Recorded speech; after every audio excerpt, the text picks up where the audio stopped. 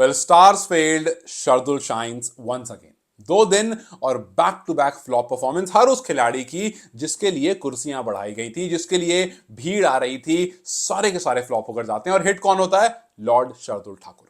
अब देखो मुंबई की सिचुएशन इतनी खराब हो गई थी, पहली इनिंग में रोहित शर्मा के आते हैं 3 रन, दूसरी इनिंग में आते हैं 28 रन। हालांकि इस 28 में ऐसा लग रहा था कि भैया बात बन सकती है, 5 बाउंड्रीज लगाई थी, लेकिन फिर एक गलत शॉट या एक मिस हिट और फिर वो आउट होकर चले आते हैं। यशस्वी जायसवाल जो कि अच्छी फॉर्म से आ रहे हैं, 4 रन पहली इनिंग में, 26 रन दूसरी इनिंग में। श्रेयस अय्यर 11 और 17, शिवम दुबे दोनों इनिंग में डक पर जाते हैं। अजिंक्य रहाणे 11 और 16।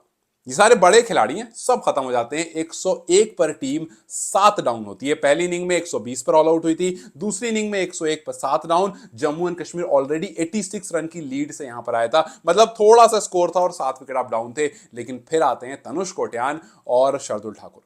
113 रन नॉट आउट ठाकुर और कोट्यान 58 नॉट आउट। और टीम जहां 101 पर 7 थी, अभी भी 7 डाउन है 274 पर, मतलब अच्छी खासी लीड हो चुकी है। और यहां से अब मुंबई इस मैच को ड्रॉ नहीं कर सकती है, बल्कि जीत सकती है। और ये सिर्फ और सिर्फ शार्दुल की वजह से हुआ है। और आप देखो कि मतलब ऑब्वियसली कोट्यान का भी इसमें कंट्रीब्यूशन है, लेकिन शार्दुल ठाकुर और इनफैक्ट दोनों ही मिलकर काफी बार ऐसा हुआ है कि मुंबई को इन सिचुएशन से बचा कर ले जा चुके हैं। और इससे शार्दुल का कुछ टाइम पहले का बयान याद आता है, जब उन्होंने कहा था कि भाई पिछले 7-8 साल जब से मैंने डेब्यू किया है, एक बार जाकर देखो मुझे कितने मैचेस मिले।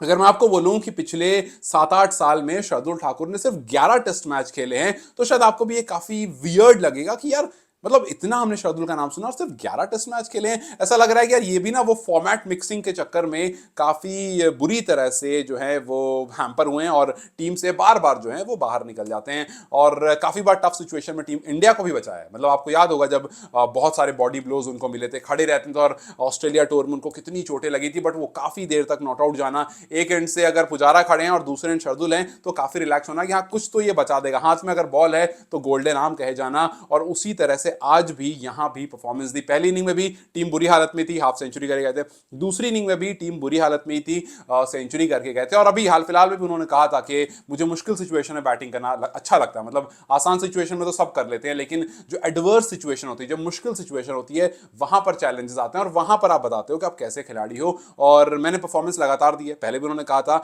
लेकिन सिलेक्शन होना ना होना मेरे ऊपर नहीं है। और एक बार फिर इस पर्टिकुलर फॉर्म की वजह से, इस पर्टिकुलर नंबर्स की वजह से लोगों को याद आ गया कि यार शार्दुल ठाकुर शायद वाकई फॉर्मेट मिक्सिंग के चक्कर में चले गए। अभी उनके पास आईपीएल कॉन्ट्रैक्ट भी नहीं है और फिलहाल वो टीम इंडिया का हिस्सा भी नहीं। उनके पास सिर्फ और सिर्फ 11 टेस्ट मैच का एक्सपीरियंस है और 331 रन उनके पास है। एवरेज बहुत अच्छा नहीं है, 20 का एवरेज है, लेकिन 4 हाफ सेंचुरीज उनके पास है और 31 विकेट्स वो ले चुके हैं इंटरनेशनल क्रिकेट में। 7 फॉर 61 उनका बेस्ट है।